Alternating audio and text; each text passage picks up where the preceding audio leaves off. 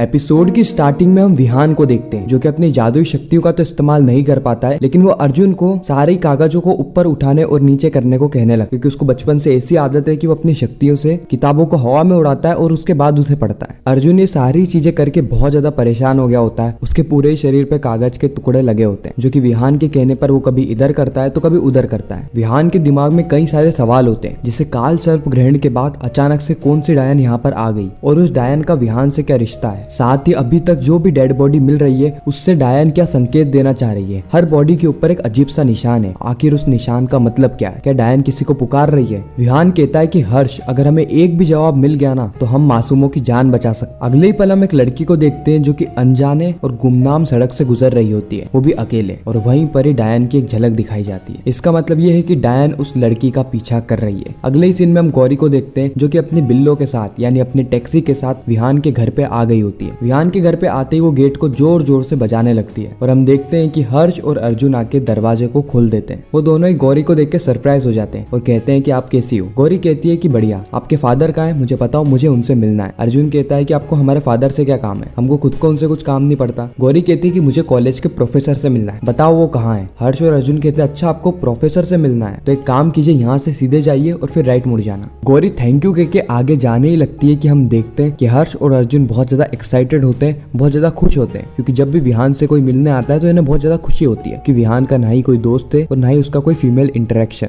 तो ये दोनों ही भाई सेलिब्रेट कर रहे होते हैं, खुशी मना रहे होते हैं। गौरी मुड़ के इन दोनों को देखती है और कहती है कि हे भगवान, लगता है इस घर में तीनों के तीनों लड़कों का स्क्रू ढीला है। इतना कह के गौरी सीधे जाती है विहान के कमरे में। उसे ऐसा लग रहा होता है कि उस कुर्सी पे विहान नहीं बल्कि उसके पापा यानी उसके फादर बैठे हैं। गौरी कहती है कि नमस्ते सर, मेरा नाम है गौरी शर्मा। मुझे पता है आप मुझे नहीं जानते, लेकिन मैं आपके बड़े बाल और छोटे ख्याल वाले बेटे को बहुत अच्छे से जानती हूँ। कहने को तो वो टीचर है, लेकिन उनको तमीज की ट्यूशन मैंने दी है और इसीलिए वो मुझसे बहुत ज्यादा नाराज है और इसीलिए उन्होंने मेरी बहन का एडमिशन कैंसिल कर दिया। वह मेरी दुश्मनी मेरी बहन से निकाल रहे हैं। इसमें मेरी बहन की क्या गलती है, वो तो पढ़ाई में नंबर 1 है और कोकुलर एक्टिविटीज में तो उसका कोई जवाब ही नहीं। मैं आपको उसका सीवी पढ़ के बताती हूँ। लेकिन हम यहाँ पर देखते कि गौरी गलती से अपना सीवी पढ़ने लगती है। वो माफी मांगती है और उसके बाद अपनी बहन का सीवी पढ़ के बताती है जो कि नंबर 1 होता है। वो बताती है कि किस तरीके से इस कॉलेज का जो कट ऑफ है उससे कई ज्यादा नंबर उसकी बहन को आ रखे हैं। उसकी बहन पढ़ाई में बहुत ज्यादा होशियार है और वो इस कॉलेज में अपना एडमिशन डिजर्व करती है। फिर हम देखते हैं कि गौरी विहान की वहां पर बेइज्जती करने लगती है, क्योंकि उसे बिल्कुल भी आइडिया नहीं होता है कि कुर्सी पे जो बैठा है वो विहान के फादर नहीं बल्कि विहान खुद है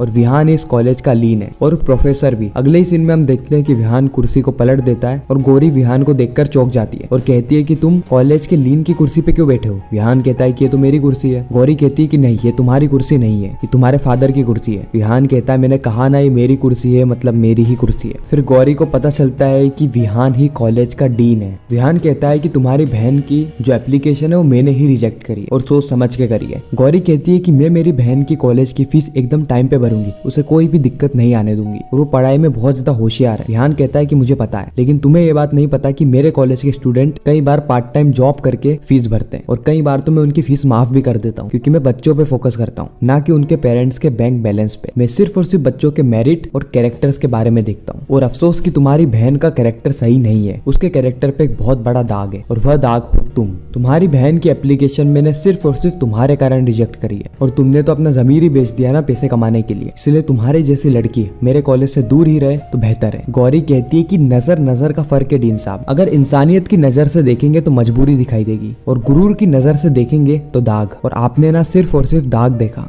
विहान कहता है कि क्या गलत देखा मैंने, सही तो देखा। गौरी विहान से कहती है कि मैंने आपसे बड़ा जाहिल इंसान अपनी जिंदगी में कभी नहीं देखा। और ये सारी बातें विहान की माँ सुन लेती है। विहान की माँ जोर से चिल्लाती है और कहती है कि ए लड़की, तेरी हिम्मत कैसे हुई मेरे ही घर में आके मेरे ही बेटे से इस तरीके से बात करने की। विहान अपनी माँ को चुप कराने की कोशिश करता है, लेकिन विहान की माँ बहुत ज्यादा गुस्से में होती है। गौरी कहती है कि आंटी, क्या आपको पता है कि इन्होंने मेरी बहन का एडमिशन फॉर्म किस कारण से रिजेक्ट किया है। विहान की माँ कहती है कि किसी भी कारण से किया, सही किया। तुम जैसे लड़कियों के घरों के रास्ते अगर हमारे कॉलेज तक ना ही पहुंचे ना तो ही अच्छी बात। गौरी कहती है कि मुझ जैसी लड़की का क्या मतलब है। फिर हम देखते हैं कि विहान की माँ गौरी की बेइज्जती करने लगी। वो कहती है कि रात को जो टैक्सी चलाती है, जिसके सर पे कोई पल्लू नहीं है, जो लड़की हमेशा बड़ों से उलट के बात करती है, हर बार उनका जवाब देती है, उससे हम और क्या ही उम्मीद रख सकते। और तुम जैसी लड़की मतलब बेशरम, बदनाम और बदसूरत। अब समझ में आया? गौरी विहान से सॉरी कहती है और यह कहती है कि मैंने खामखा आपको 1000 बातें सुना दी, इसमें आपकी तो कोई गलती है ही नहीं। गलती है तो आपकी माँ की, कि जो माँ अपने बच्चों को ऐसी परवरिश देगी तो फिर बच्चों से क्या ही उम्मीद रखी जा सकती। फिर हम देखते हैं कि गौरी विहान की माँ की परवरिश पे कई सारे सवाल उठाती है। यह देख के विहान की माँ को बिल्कुल भी अच्छा नहीं लगता है और वह गौरी का हाथ पकड़ के गौरी को घर से निकाल देती है और कहती है कि तुम्हारी हिम्मत कैसे हुई मेरी परवरिश पे सवाल उठाने की, अगली बार से मेरे घर के आसपास भी दिख मत जाना। इतना कह के विहान की माँ गेट को बंद कर देती है। गौरी घर के बाहर हो जाती है। अगले ही सीन में हम उस लड़की को देखते हैं जो कि गुमनाम सड़क पे से गुजर रही होती है। उसे कुछ तो अजीब सा लगने लगता है। उसे ऐसा लगता है कि कोई उसका पीछा कर रहा है। उसे ऐसा लगता है कि कोई उस पे नजर गड़ाए बैठे हैं, लेकिन वह कुछ कर भी नहीं सकती, इसलिए वो चुपचाप वहां से जाने लगती है। लेकिन अगले ही क्षण हम देखते हैं कि उसकी जो परछाई थी वो अचानक से वहीं पर रुक जाती है। सवाल ये आएगा कि रात के समय परछाई कैसे दिख गई? तो ऑफकोर्स ये बात है, अंधेरा था और जो स्ट्रीट लाइट थी उससे जो परछाई बनी थी वो वहीं पर ही रुक जाती है। यह देख के लड़की वापस उधर आती है। वह लड़की अपने हाथ इधर उधर हिलाने की कोशिश करती है, लेकिन वह देखती है कि उसकी परछाई वहीं पर ही स्थिर है, मानो इस पे कोई जादू हो गया है, कोई तंत्र विद्या करी गई है। इसलिए वो पलट के वहां से जाने ही लगती है कि उसी वक्त वह डायन को देख, जो कि ठीक उसके सामने होती है। अगले सीन में हम देखते हैं कि विहान अपनी माँ से कह रहा होता है कि माँ ये सब करने की क्या जरूरत थी, मैं उससे बात कर तो रहा था। विहान की माँ कहती है कि जब बात परवरिश पे आ जाए ना तो जवाब भी माँ को ही देना पड़ता है। उसी वक्त अर्जुन कहता है कि इसमें गलत क्या कहा उसने, अपने भैया को परवरिश ही ऐसी दी है। हर्ष अर्जुन को चुप कराने की कोशिश करता है, लेकिन इस बार अर्जुन चुप नहीं होता है। वो कहता है कि उन्होंने सही तो कहा था, बच्चे वही सीखते हैं जो कि उनके माँ बाप उन्हें बचपन से सिखा रहे होते हैं। आपने जो भी चीजें सिखाई है वही विहान भैया करते हैं और इसमें उनकी भी क्या गलती, वो तो सिर्फ और सिर्फ एक एप्लीकेशन लेकर आई थी अपनी बहन की और आपको पता नहीं है कि विहान भैया ने वो एप्लीकेशन क्यों रिजेक्ट करी।